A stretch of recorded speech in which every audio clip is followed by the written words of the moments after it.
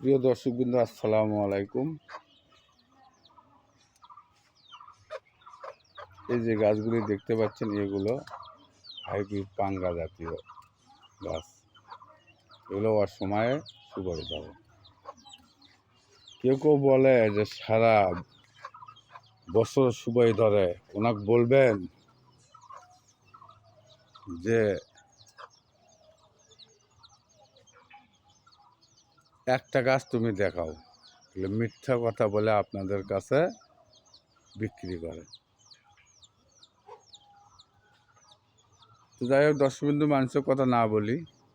এই যে এখানে দেখতে পাচ্ছেন সুপারি গাছ, এই গোড়াগুলি দেখেন। তো এগুলো ছোট আছে, বড় আছে। একটা গোড়া দেখেন, এই